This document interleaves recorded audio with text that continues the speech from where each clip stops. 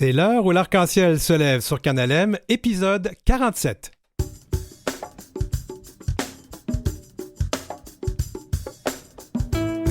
Au sommaire, la Chambre de commerce LGBT du Québec honore des femmes d'affaires trans lors de son gala Finicia. On en parle à sa vice-présidente Michel Blanc et à l'une des récipiendaires, Béatrice Robichaud. Et on va parler aussi de ce qui se passe dans nos communautés queer francophones à l'extérieur du Québec, à Transcontinent Queer. Et on reçoit Michel Dorion qui souligne ses 35 ans de carrière et ça continue avec les rendez-vous de la drague à Montréal. L'heure où l'arc-en-ciel se lève du 23 octobre 2023, un rendez-vous hebdomadaire avec les dragues et avec tout le monde.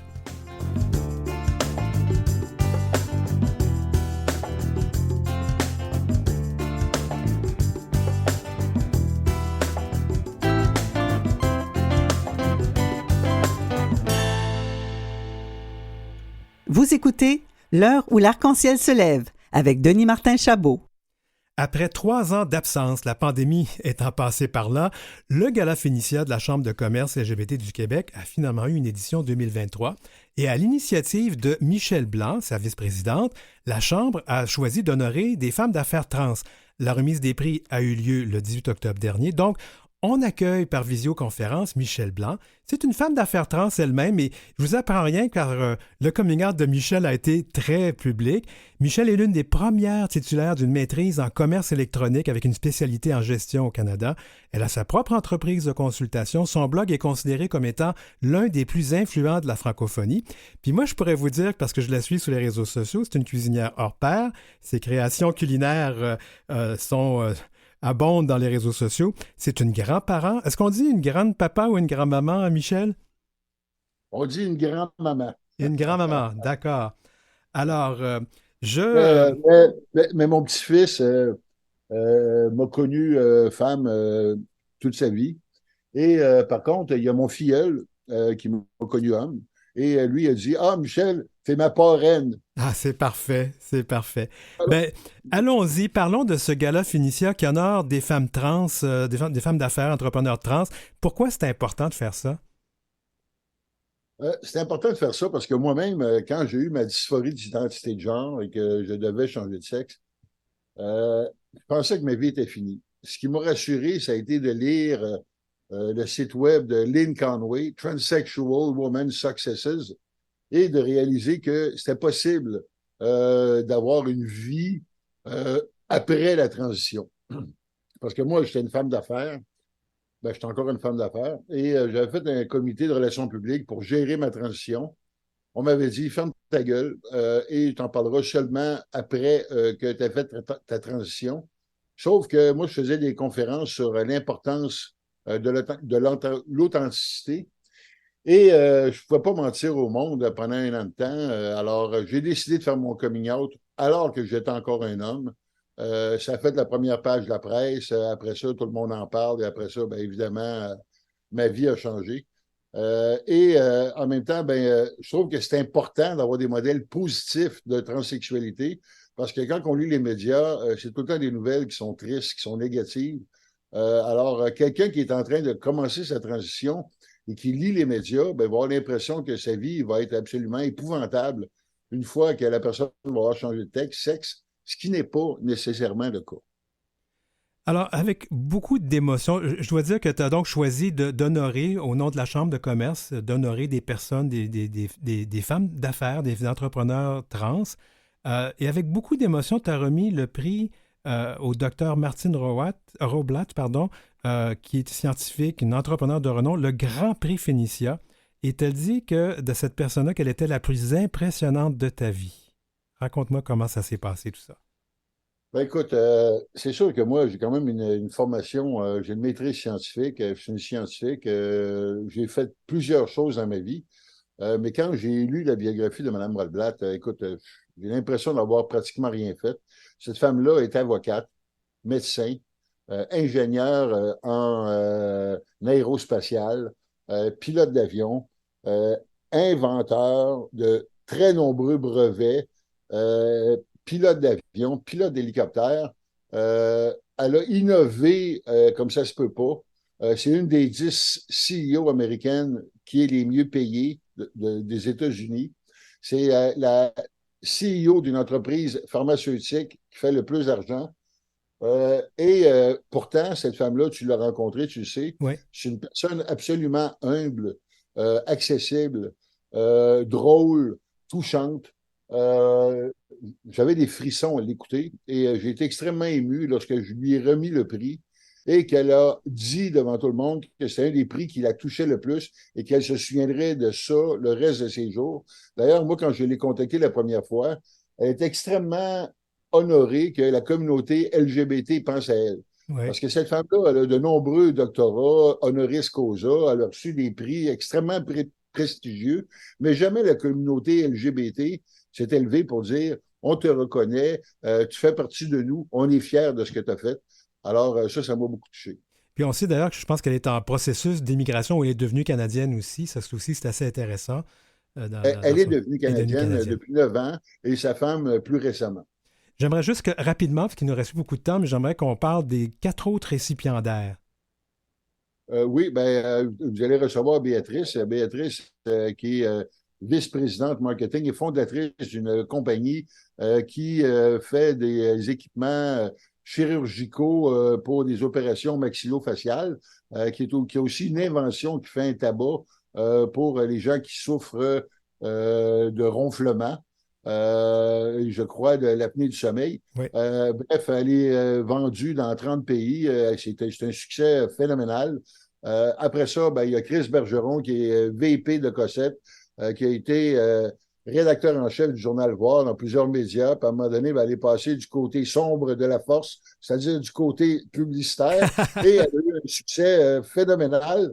Après ça, il y a aussi Janie Grenier, fondatrice de Grenco Finance, un fonds de financement qui a au-delà de 200 millions, à l'Omega Bureau avec 9 magasins de taille, plus une autre entreprise qui est distributeur de mobilier, à peu près 350 employés, et elle est extrêmement impliquée au niveau sociétal, de même qu'au niveau des affaires dans la région de Chaudière-Appalaches.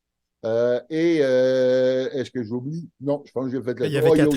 Catherine Dodschak, oui. Huawei, qui était la numéro 3 de la Banque royale du Canada et qui a fait aussi sa transition et qui gérait quelque chose comme 85 000 employés.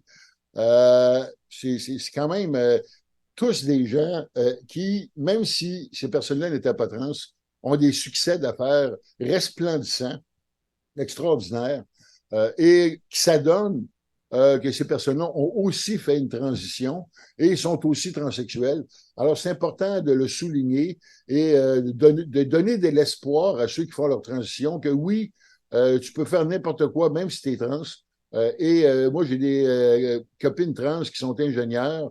Il y a une copine qui était la présidente du Conseil du barreau du Canada. Donc, les trans, c'est comme la population en général. Il y a des imbéciles, il y a des génies, il y a des gens qui ont du succès, puis il y a des gens que ça va pas bien. Mais évidemment, il faut célébrer les succès. Il faut dire que c'est pas parce que tu es trans que ta vie est finie. Parce que tu es trans, évidemment, tu vas être finalement toi-même et tu vas pouvoir être positive pour la société. En tout cas, Michel Blanc, on ne pourra pas te reprocher de ne pas avoir d'avoir la langue dans ta poche. Merci beaucoup d'avoir été avec nous, Michel Blanc. Grand plaisir. Merci.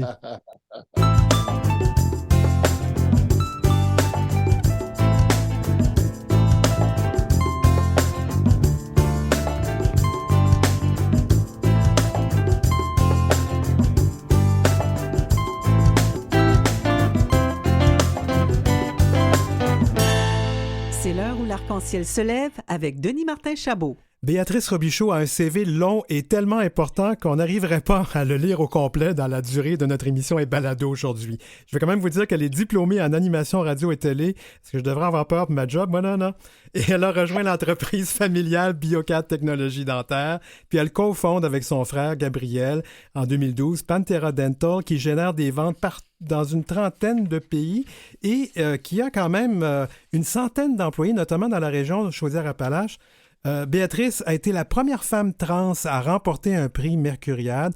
Elle est une papa de 2 enfants et on la reçoit. Salut Béatrice.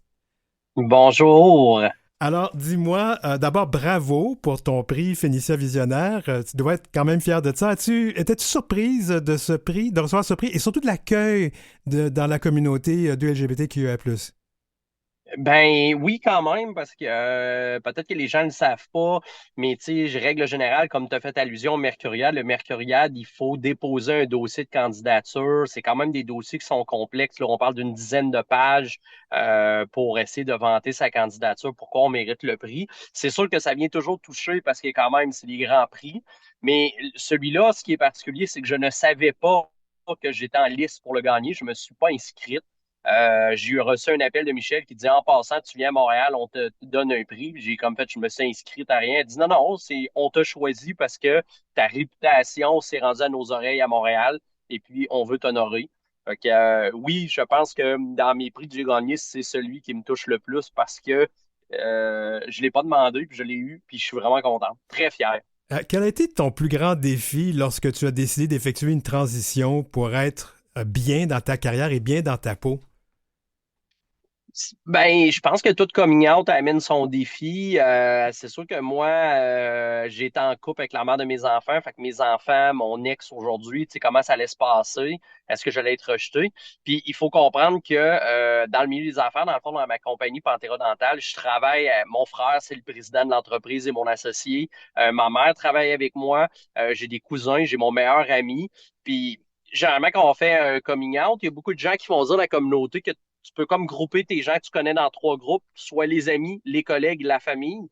Et lors des coming out, on espère qu'un des trois groupes reste amical avec nous, tu sais, si on en perd un des trois. Puis dans mon cas, ben, c'était un groupe. Tout le monde était en réunis, tu sais, toutes les œufs dans le même panier. Donc, j'avais vraiment la Chine. Je dis, si ça marche pas, ma vie est foutue complètement. Et à mon grand bonheur, personne ne me lâchait. Et c'est un peu pourquoi aujourd'hui, j'en redonne beaucoup à la communauté. Tu sais, je donne des conférences, je réponds aux questions. Des fois, j'accompagne personnellement quelques personnes en questionnement de genre aussi. Parce que ben moi, j'ai été chanceuse, mais c'est pas la réalité de la Oui. majorité des gens en communauté, malheureusement. Des fois, c'est difficile. J'aimerais revenir sur une anecdote que tu as présentée lors de ton discours parce que j'étais là quand tu as annoncé à tes enfants ta transition. Oui, oui. C'était très drôle parce que c'est sûr que c'était un moment stressant. Tu te dis quand même mon petit garçon à l'époque qui avait 8 ans, puis mon plus jeune 5 ans. Et puis quand je leur ai expliqué qu'est-ce qui se passait, mon plus vieux m'a regardé avec le grand sérieux d'un petit garçon de 8 ans et il me dit, ben, papa, si je comprends bien, t'es né dans le mauvais corps, puis là, tu corriges un peu la chose. J'ai dit, ouais, c'est pas mal ça. Et lui, de me regarder, il dit, OK, je peux-tu aller jouer à la Xbox? Euh, Ça me fait rire en même temps et pleurer parce que je me suis dit, mon Dieu, c'est tellement simple pour un enfant. Tu sais, c'est comme si j'aurais besoin de lui annoncer que là, je me teins les cheveux blonds parce que je suis tanné d'avoir les cheveux noirs. Puis j'ai toujours rêvé d'avoir les cheveux blonds. Mon fils ferait comme, OK, je m'en fous, je peux aller jouer à ma Xbox. Pour lui, c'était quasiment aussi banal. Et c'est très encourageant de voir que la jeunesse, mon fils aujourd'hui, il va avoir 16 ans, c'est encore tout aussi banal que se teindre les cheveux pour lui, du point de vue que ben, c'est normal, c'est correct, toi, t'es comme ça, puis les autres, s'ils ont d'autres choses, puis il n'y a pas de raison de ne pas accepter ça. Et toi, maintenant, il t'appelle, ton petit gars t'appelle ma papa, hein, c'est ça? C'est ça. Moi, c'est ma papa. Exactement. C'est papa qu'on utilise au féminin. Ça fait des drôles de tourneaux de phrases et je te dirais, c'est quand même très cocasse. Exemple, dans une file d'attente à l'épicerie, je suis quand même les cheveux très longs. Fait que vu de dos, des fois, il y a des gens qui se posent bien des questions. Puis moi, puis lui, on trouve ça bien, bien rigolo. Mais c'est ça. Je suis sa papa. J'aimerais terminer en te demandant si tu avais un message à transmettre à nos communautés encore inquiètes là, avec tout ce qui se passe présentement pour ses droits et son acceptation. Qu'est-ce que tu aimerais leur dire? Ben, c'est sûr que la meilleure chose que je pourrais dire, c'est qu'il faut pas lâcher puis il faut se garder ensemble.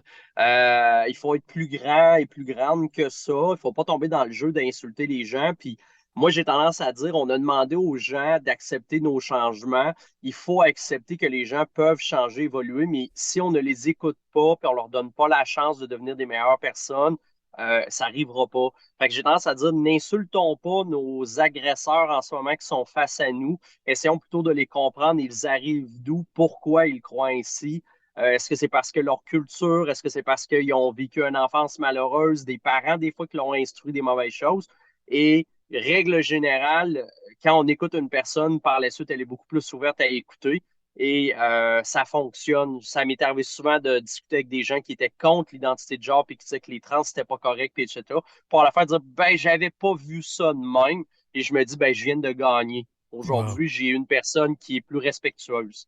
Ben, Béatrice Robichaud, c'était un plaisir de te recevoir à l'émission, puis au plaisir de se rencontrer à nouveau. Ben, ça fait plaisir. Bonne journée à toi. Au revoir. Au revoir.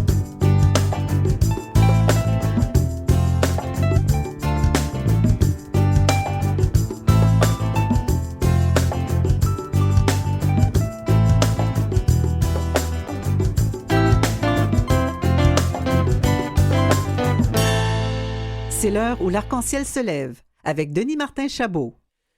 Que dire de Michel Dorion? Cette personne, c'est une institution dans nos communautés queer. Puis je dis pas ça pour le vieillir, pas du tout, même s'il est drag queen depuis 35 ans, c'est de sa carrière. Mais quand on le regarde comme il faut, on se demande s'il n'a pas commencé à faire de la drague quand il était poupon. Il faut voir Michel sur scène. Il est en forme, en pleine procession de son art. En plus de diriger maintenant une agence de production de drague, donc les productions Midor. Il gère un bar où il performe chaque semaine encore. Il a participé à une émission de télé-réalité documentaire sur cette agence-là. Et là, il est co-organisateur des rendez-vous de la drague. Donc, Michel, où est-ce que tu trouves le temps pour dormir dans tout ça? Où je peux. 35 ans de carrière, wow. Comment t'en es venu à faire de la drag queen? Oh, c'était un concours, c'est le cas de le dire. C'était un concours de circonstances. Je suis sorti à Montréal avec des amis qui m'amenaient pour la première fois dans le village. Ils m'amenaient voir un spectacle. J'ai appris que c'était un spectacle de travesti qu'on disait à l'époque. Oui. Et oui, je me rapproche pas du micro, oui, c'est ouais, c'est ça, j'étais trop loin. Ouais. Donc voilà, puis cette soirée-là, il annonçait un concours amateur et mes amis m'ont inscrit, j'ai participé, j'ai gagné, puis ça a commencé comme ça. Alors, tu as choisi, on va quand même parler de plusieurs choses en même. Je vais essayer d'aller d'une chose à la fois. Tu es devenu drag queen et tu n'as pas de nom de drag queen. Tu utilises ton nom normal. Oui. Pourquoi? Ben, c'est surtout que, là, 35 ans, ben, il n'y avait pas ça, les grands noms de personnages. C'était souvent plus un nom artistique. On prenait soit notre prénom ou notre nom, puis on changeait l'autre pour être plus artistique. Moi, j'avais décidé de garder le mien. Je voulais que les gens connaissent le gars derrière le maquillage. D'ailleurs, tu me dis, en préparation de cet entretien, que Michel Dorion, sur scène, maquillé, c'est aussi Michel Dorion en personne. Il n'y a pas tant de différence de personnalité entre ton personnage et toi. Non, parce que j'en ai pas de personnage. Pour moi, ça reste Michel Dorion, le comédien, l'acteur, l'humoriste, qui est juste habillé différemment, puis qui divertit les gens. Tu sais, quand je vais interpréter un artiste, là, je vais jouer un peu, mais je reste moi-même. Tu as plusieurs muses, dont, je pense, Nicole Martin. Ben oui, c'est sûr. J'en ai une liste très, très longue. On n'aura pas le temps de faire toute la liste. Ah non, non. Mais Nicole j'en ai Martin, c'est beaucoup. intéressant parce qu'elle allait te voir. Oui, de son elle vivant. est venue Oui. quelques fois au bar Le Cocktail. Je l'aimais beaucoup. Tu as fait des grandes choses. Tu as même fait la Place des Arts, c'est pas rien. Ouais, je suis quand même. Ouais, j'ai fait 2 fois la Place des Arts avec mon spectacle hommage à Céline Dion. Wow. Est-ce que Céline est venue te voir par hasard? Est-ce que tu le Non! sais? Non, mais elle savait que j'existais. Oui. Ouais. Elle te l'a fait savoir? Ouais. Oui. Ah, Ouais, ça, c'est ouais. le fun. J'ai des amis, des connaissances qui étaient très près du clan Dion-Angélil. Mhm. Puis, en tout cas, ce serait long à te Oui, raconter. oui, mais je pense que je te crois, je te crois. Ouais. Dis-moi, tu as quand même, dans le temps, il y a 35 ans, il y avait, tu as commencé à peu près en même temps que Mado Lamotte, hein, en passant, Oui. parce que vous avez tous les deux 35 ans de carrière. Et Nana aussi. Et Nana. Oui. Nana qui fait 35 ans cette année aussi. On a commencé en même temps, même concours. Ouais, tout le monde. Et Mado, vous avez travaillé ensemble? Oui, Madorion. on a fait des shows. Parce que Mado, c'est une clown. Ben, c'est une clown. Hein, et toi, tu es quand même une personne qui fait de la personnification. Et tu es Oui. vraiment dans la danse et dans les numéros et tout ça. Oui, mais ça faisait un superbe duo. C'était le fun. Cette idée-là de s'associer ensemble dans un spectacle était venue parce que les gens aimaient nous voir, nous imaginer en guerre, Ouais. un contre l'autre. Ah oui, ça, Dans leur tête, c'était comme ça. c'est pique. Et on s'était dit, bon, ben, on va monter un spectacle ensemble. Ils vont bien voir que c'est pas ça. Donc, on a fait 2 spectacles thématiques qui ont été... j'en garde des beaux souvenirs. D'ailleurs, pour ceux qui veulent le savoir, moi, je suis en train de lire la biographie, une Madographie dans laquelle Luc Provost, qui est la personne qui fait Mado, dit que à l'époque, tu étais l'étoile montante dans le village. Ouais. Il y a 35 ans, c'est pas comme maintenant. Maintenant, les drag queens, c'est quand même parti une boîte de production. C'est devenu un art reconnu, ce qui n'était pas nécessairement le cas dans le temps.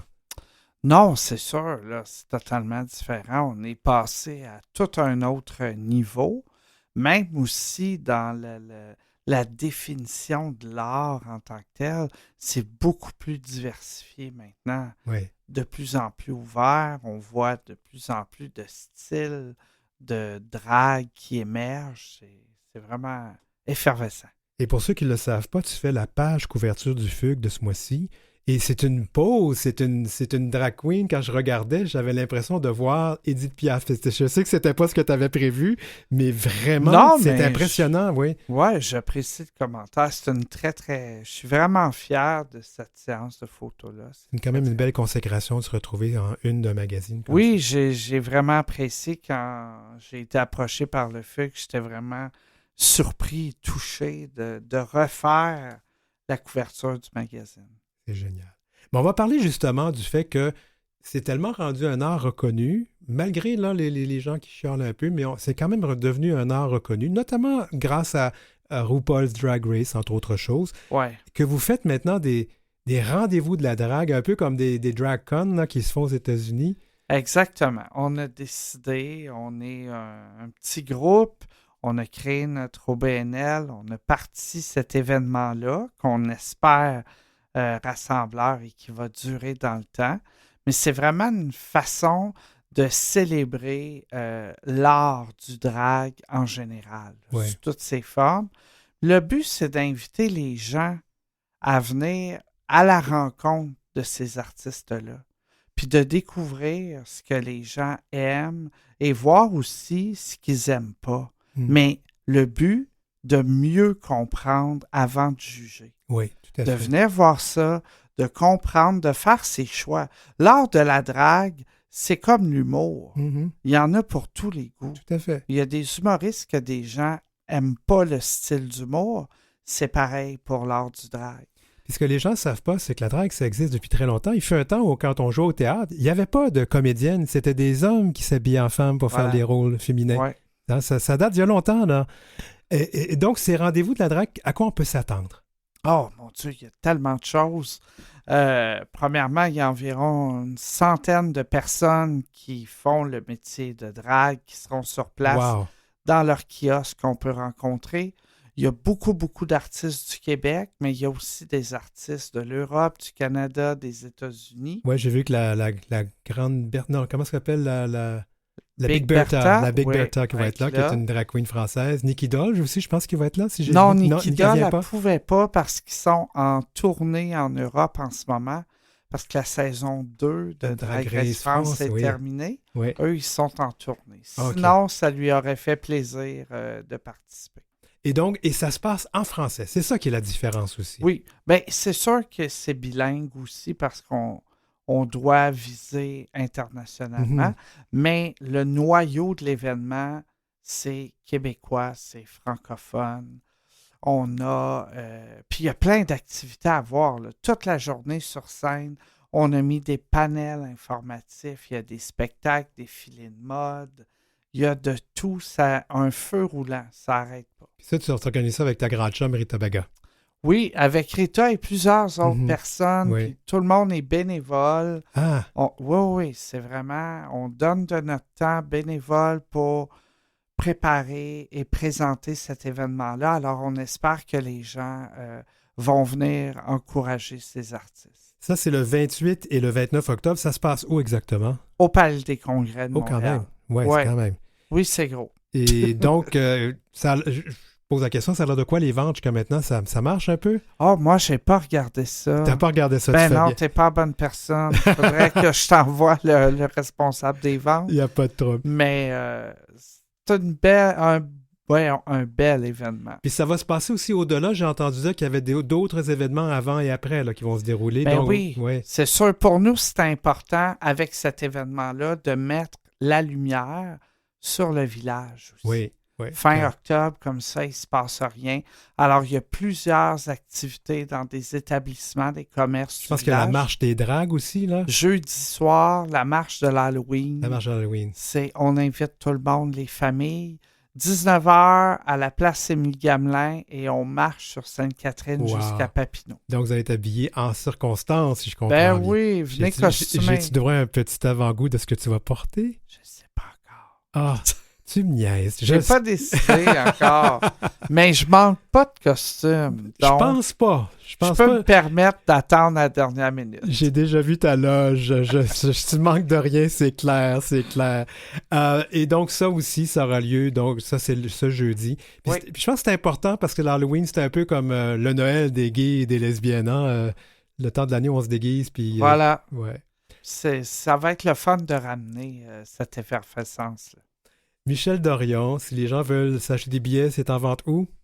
C'est en vente sur rendez-vous-de-la-drague.ca. Mhm. Mais c'est important de dire aussi que si les gens se décident à la dernière minute, ils peuvent se présenter au Palais des Congrès. Il y a la billetterie. C'est accessible sur place. Bon, ben c'est bien facile. Michel Dorion, c'est un plaisir de te recevoir. Ben, Puis on va te merci à recevoir toi. à nouveau, certain. Merci. Merci, Michel.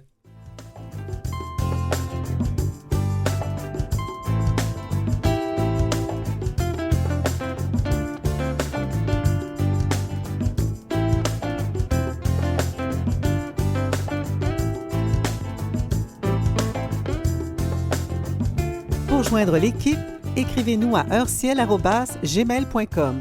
C'est heureciel en un seul mot et en minuscule, @gmail.com. Suivez Denis Martin Chabot sur Facebook ou Instagram à @dmchabotauteur.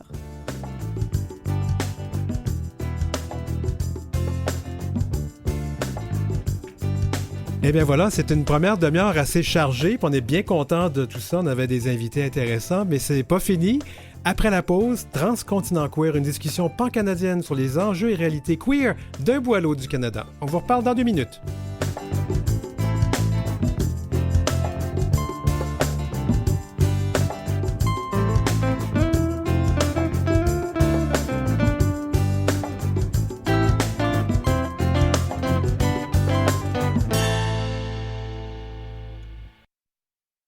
De retour à l'heure où l'arc-en-ciel se lève à Canalem, épisode 47.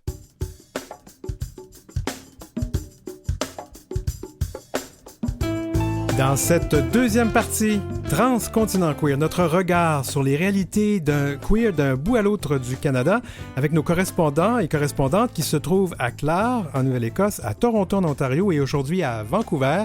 Et on va revenir encore une fois sur ces manifestations anti-trans et anti-LGBT, mais on va aussi parler de la réalité de vivre en français et d'être queer en même temps. C'est pas toujours facile. Alors, l'heure où l'arc-en-ciel se lève, ben chez nous, l'arc-en-ciel se lève pour tout le monde, d'un océan à l'autre.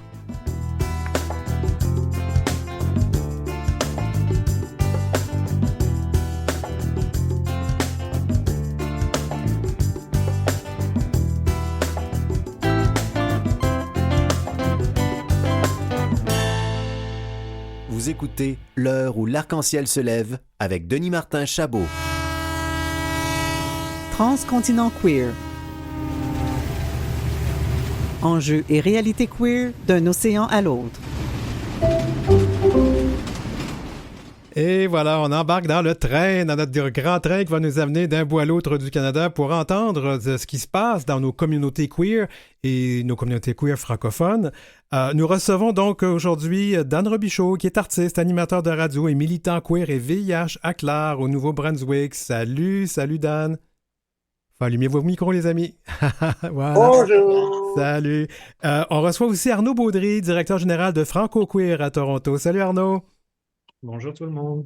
Et aujourd'hui, Amelia Simard va remplacer Eva Rose, oh mon Dieu, Jenkins, oui voilà, Eva Rose Jenkins Fourg, qui n'était pas là, mais qui s'est fait remplacer par une collègue ou une collègue et collègue, parce que c'est une personne qui, c'est plus difficile de le faire quand on le dit, mais une personne qui s'identifie comme elle, et des fois quand on arrive avec des mots comme ça, c'est pas facile de conjuguer, mais qui est du comité franco-queer de l'Ouest. Cette personne se retrouve à Vancouver. Salut, ça va bien? Bienvenue à l'émission.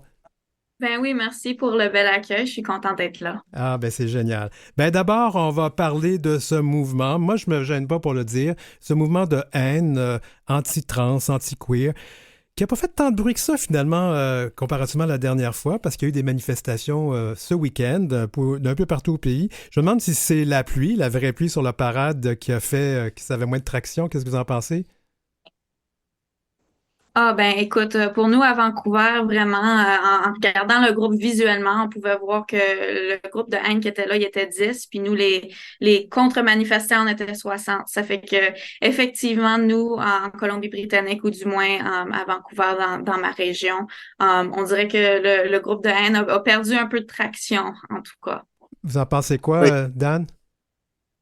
Ben, c'est que le mois dernier, il y avait eu une réaction palpable. Donc, c'est vrai que moi, je suis en région rurale, je peux être éloigné des manifestations dans les centres, mais pour ce qui a été aucune manifestation à Halifax ou même au Nouveau-Brunswick, j'ai vu très peu dans les médias et très peu de réactions dans les médias sociaux. Ça doit dire que les événements étaient d'envergure assez petite. Ouais, je sais qu'il y en a eu à Winnipeg, mais encore là, c'est après la même situation que décrivait Amelia.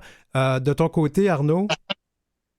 Bon, c'est un peu similaire, hein. Il n'y a pas eu autant de traction. Par contre, j'ai vu quelques articles publiés qui parlaient des enjeux quand même. Donc, c'était moins focalisé sur les manifestations, mais plus sur les enjeux. Donc, c'était des articles un peu plus de fond qui faisaient aussi référence à ce qui s'est passé le mois dernier.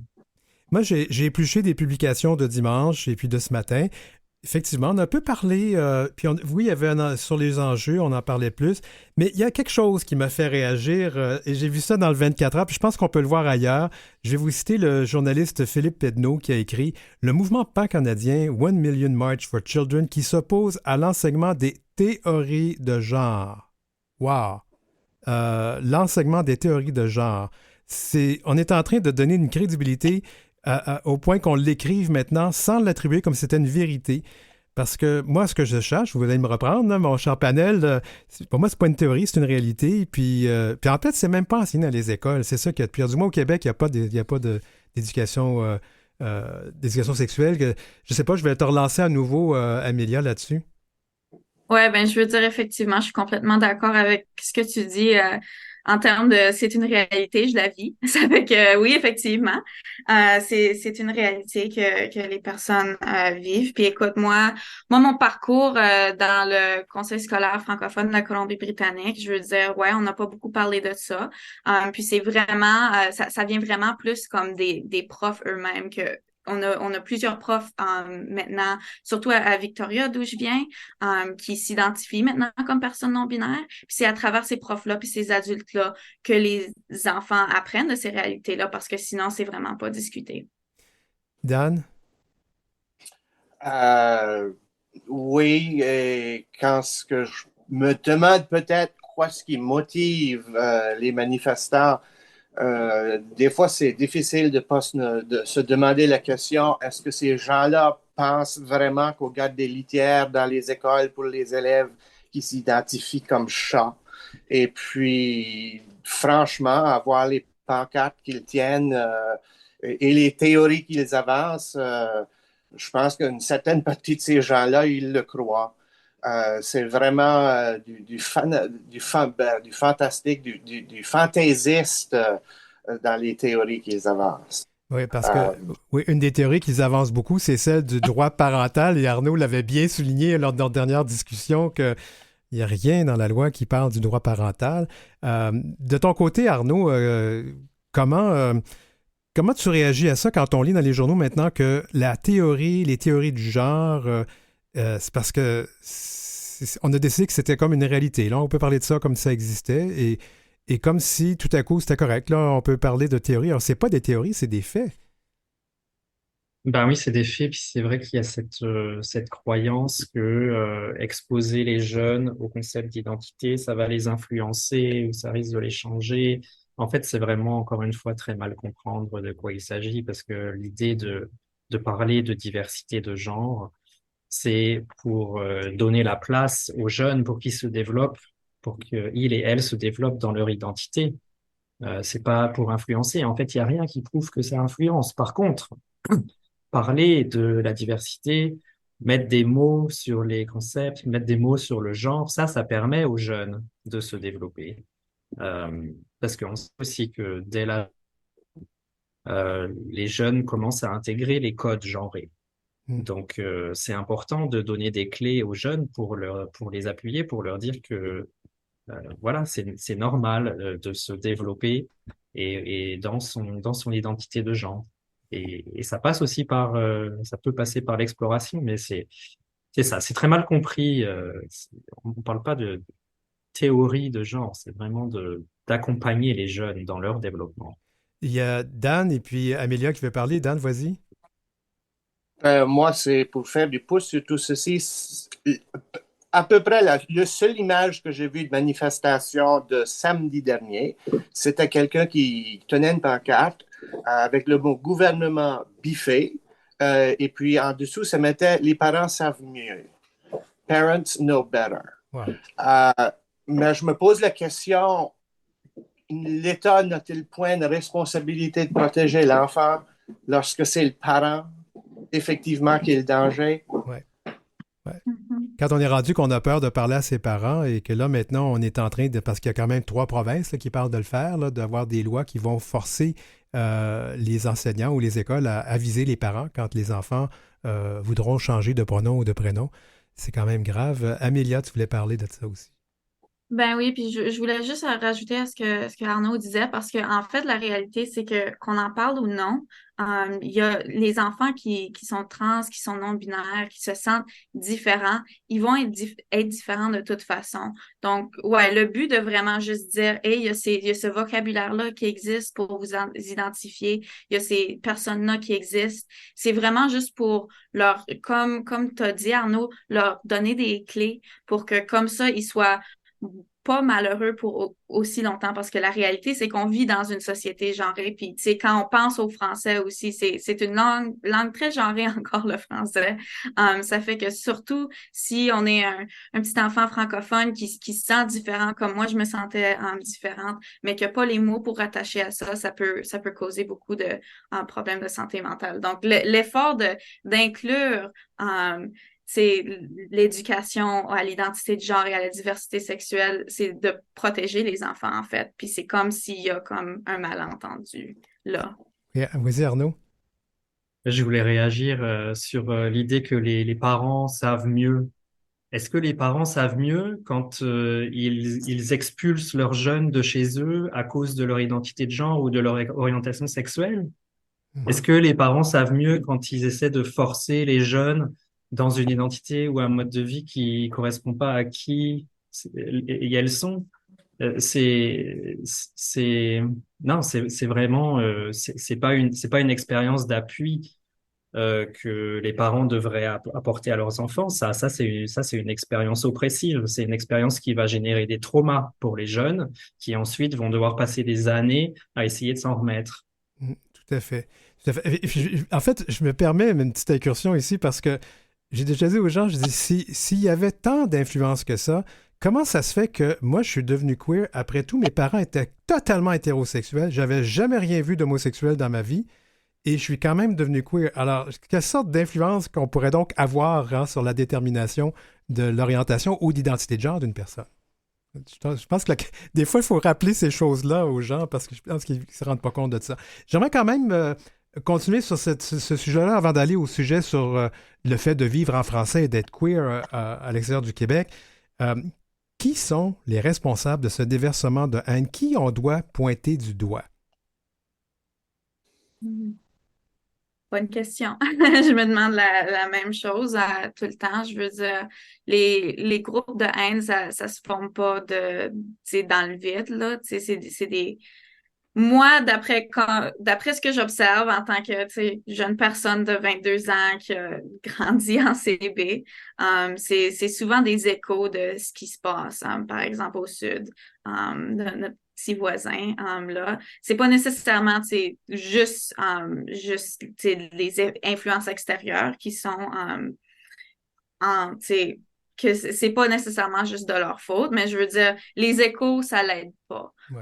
Puis c'est moi, depuis, c'est mon vécu, là, depuis l'an 2000, quand je suis née, c'est ça que j'observe. Oui, je pense que tu veux parler, Dan? Oui, moi, je me demande quel rôle les médias sociaux jouent là-dedans parce qu'il y a beaucoup, beaucoup de mauvaises informations. Et puis, si c'est pour perpétuer la haine, dans les médias sociaux, c'est très facile à trouver une communauté qui va t'appuyer. Ouais. Oui, les algorithmes renforcent les chambres d'écho, renforcent les chambres d'écho. Puis, en fait, moi, j'ai déjà eu une discussion ici à cette émission on critiquait, en fait, Facebook, qui est capable de couper les informations canadiennes, les informations vérifiées, mais laisse passer la désinformation comme si de rien n'était et la haine. Essayez de rapporter des choses haineuses sur Facebook, vous allez voir que ça passe pas facilement. Ouais, effectivement. Oui, Arnaud, je vois que tu voulais parler.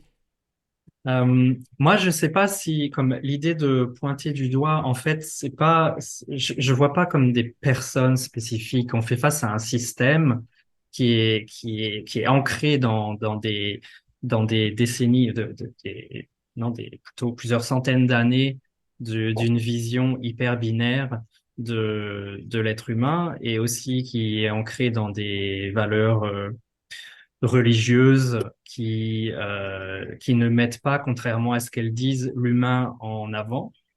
Donc, en fait, on fait face à ça aussi. On fait face à un système. Alors, comment est-ce qu'on lutte contre un système? C'est ça, je crois, la question. Et aussi, j'ai envie de dire que plutôt que de pointer du doigt, moi, j'aimerais inciter à la conversation avec ces personnes-là, parce que je pense que c'est des personnes qui sont pas exposées, en fait, à la réalité des personnes de la diversité affective, sexuelle et de genre. Et donc, j'aurais plutôt tendance à voir comment est-ce qu'on peut créer des ponts, en fait, pour créer des opportunités de connexion et de mieux se comprendre. Parce que ce qu'on voit aussi, c'est que ces personnes, elles peuvent commencer à changer leur état d'esprit et leur cœur en faisant des rencontres, en rencontrant des vraies personnes qui ont eu des vraies expériences par rapport à leur identité de genre et leur orientation sexuelle.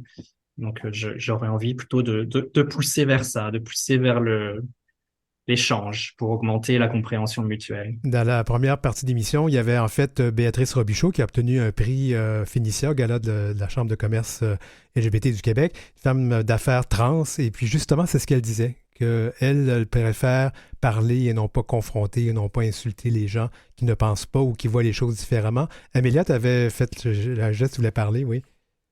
Oui, mais je voulais juste vraiment seconder ce que Arnaud disait. C'est vrai, tu sais, comme même moi, comme vous l'avez entendu il y a quelques moments, c'est très facile de pointer du doigt puis de blâmer, mais dans le fond, ça donne à quoi? Parce que vraiment, ce qu'on veut avoir, c'est ouvrir un dialogue puis une conversation. Puis c'est super vrai, tu sais, il y a des personnes qui sont genre super homophobes ou qui sont comme close-minded, qui ont un esprit un peu moins ouvert. Puis une fois qu'il y a quelqu'un qu'ils aiment ou qu'ils connaissent, qui sont dans leur vie, qui sont trans, qui sont queer, là, ça bouleverse toute l'idéologie, puis ça change les idées. Donc, le but, tout est ancré dans un système, puis c'est vrai que quand on ouvre des conversations avec de l'empathie puis de la compassion, puis on voit comment les systèmes affectent les autres et nous affectent, c'est vraiment là qu'on peut commencer à trouver l'amour où on en a le plus besoin. Mais est-ce qu'on ne peut pas quand même blâmer certains politiciens qui se font du capital politique et ramassent des votes en cultivant cette haine? Oh, totalement. Je veux dire, comme, encore une fois, c'est moins à propos de pointer du doigt, mais ces politiciens-là comme représentent le système. Puis corrige-moi si j'ai tort, Arnaud, mais d'après ce que je comprends, c'est des politiciens qui comme répètent juste les mêmes idées haineuses, les mêmes trucs qui sont nés de ces systèmes-là, que ça fait des centaines d'années qui sont cultivés et qui ont été au pouvoir. Donc, c'est ça qu'on est en train d'observer en ce moment, surtout avec la plateforme du Parti conservateur. Autre chose à ajouter, Ouais, peut-être, Arnaud? Oui, vas-y. mais je trouve que c'est pas digne en fait d'une personne qui est censée représenter la population de se positionner, de se maintenir dans des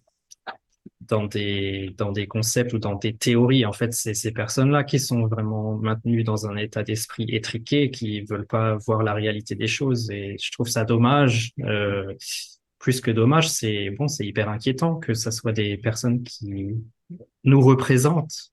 Et en fait, ces personnes ne représentent pas bien les intérêts de la population canadienne dans toute sa diversité. Un dernier mot là-dessus, peut-être, Dan, et puis on passe au prochain sujet. Ah ben effectivement, écoute, les idéologies dinosaures, à la fin du compte, au moins la plupart du temps, ces gens-là se rendent compte de, de, de leur mauvaise information. Ils s'en rendent compte aux urnes, dans le fond. Ouais. Ils viennent toujours et puis le public leur donne un coup oui, le public le réveille. Bon, on verra bien ce qui va se passer en Argentine au deuxième tour de scrutin, mais on se rend compte que les gens qui fomentaient la haine ne sont pas arrivés premiers au premier tour de scrutin. Ça fait qu'on verra ce que ça va donner. Puis peut-être que ta vision des choses sera confirmée. Mais j'aimerais vous amener à ce deuxième sujet que je trouve hyper important. Je vous amène donc à Vivre queer et en français hors Québec, où le français, en fait, le Québec est français majoritaire. Oui, c'est peut-être plus facile. Puis je vais vous parler de mon anecdote. Moi, j'ai fait mon coming out quand je vivais à Ottawa. Et j'ai tout fait ça en anglais. J'ai trouvé du soutien en anglais. Ça n'existait pas du soutien en français. Et quelque part, j'ai trouvé ça difficile parce que c'était pas ma langue. Et puis, tu sais, de trouver quelqu'un du réconfort. Puis même quand je me suis rendu à Edmonton, il n'y avait pas vraiment de ressources francophones. Et puis, je découvre maintenant en faisant ce panel que ça existe.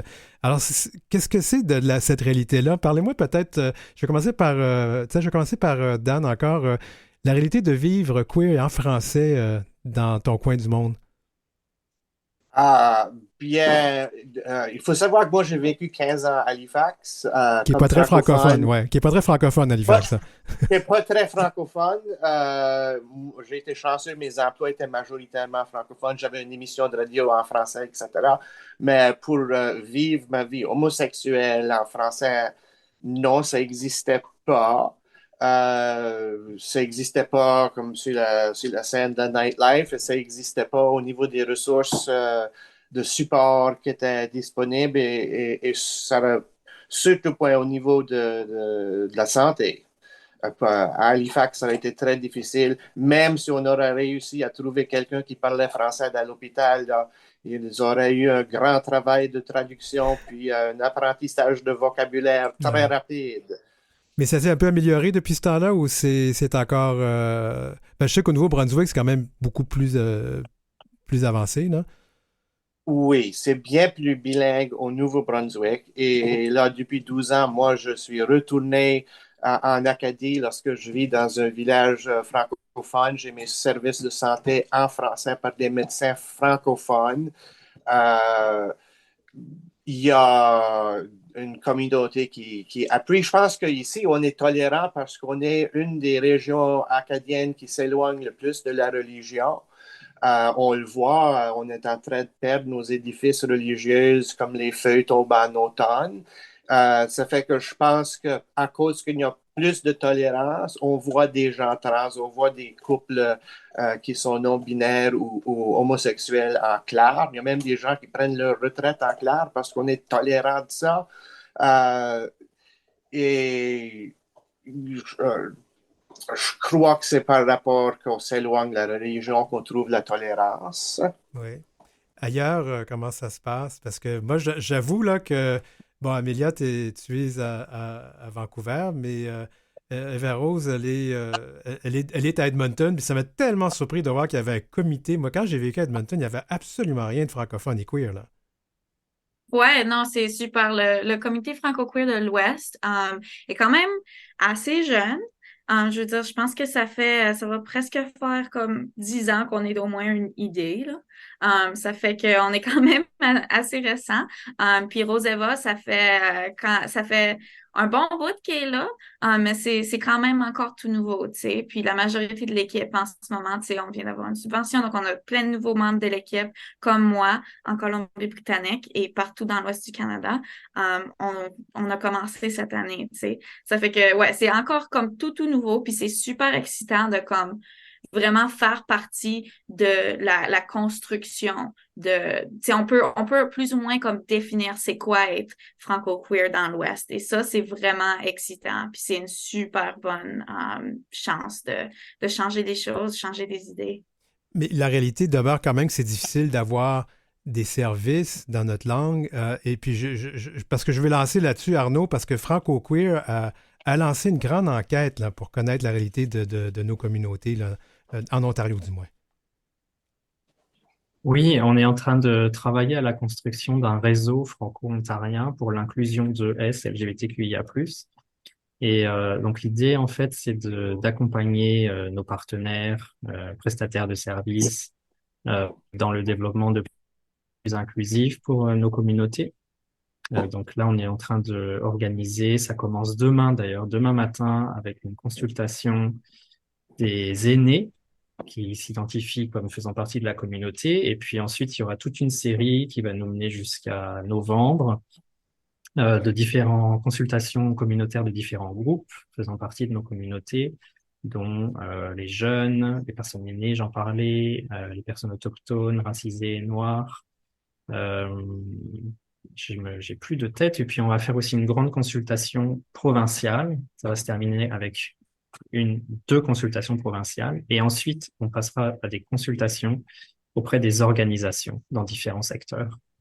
Et parce qu'on se rend compte effectivement que non seulement les services, bon, quand ils existent, parfois l'accès est compliqué parce que les services sont saturés, donc il y a des files d'attente.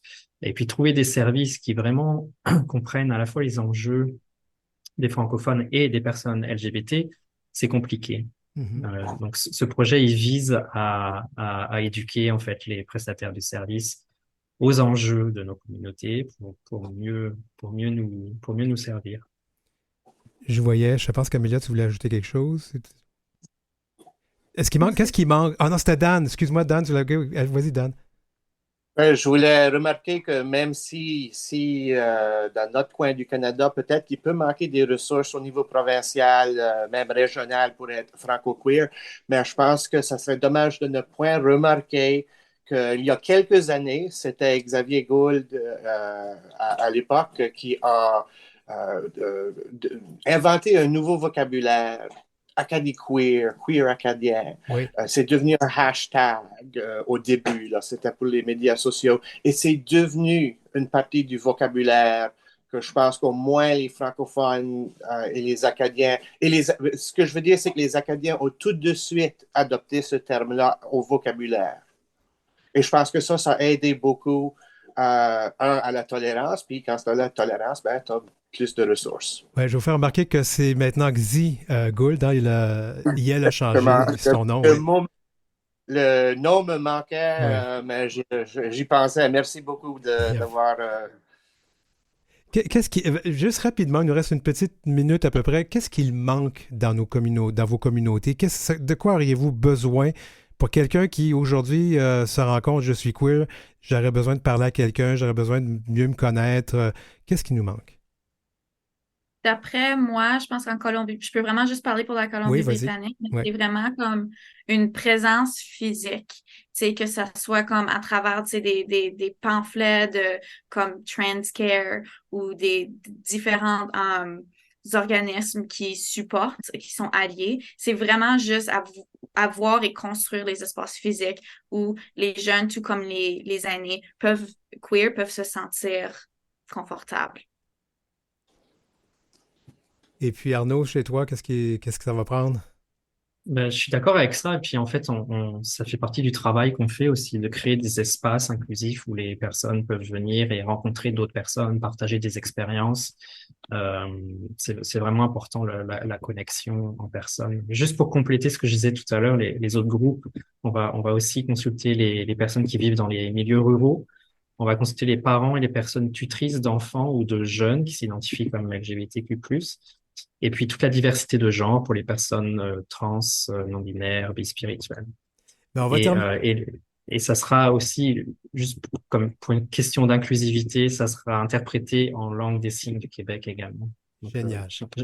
On va terminer ici. Alors, merci beaucoup à Dan Robichaud à Clare au Nouveau-Brunswick, Arnaud Baudry à Franco-Queer à Toronto et Amélia Simard qui nous a rejoints de Vancouver. Merci d'avoir été là.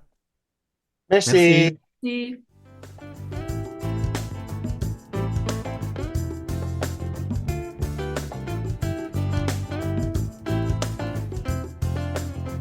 Pour joindre l'équipe, écrivez-nous à heurciel@gmail.com. C'est heurciel en un seul mot et en minuscule, @gmail.com. Suivez Denis Martin Chabot sur Facebook ou Instagram à @dmchabotauteur.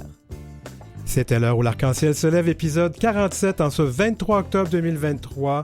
Merci à Marie Massé, Godéric Traub à la recherche, à Maurice Bolduc à la mise en onde, Julie Curley pour la musique, Jolie Omelette, chef du contenu numérique, Jean-Sébastien Liberté qui est chef de la diffusion à Canal M, Philippe Lapointe, notre directeur d'antenne, et Marjorie Théodore qui est présidente et directrice générale de Visée Wide de Canal M. Je m'appelle Denis Martin Chabot. Merci d'avoir été là cette semaine.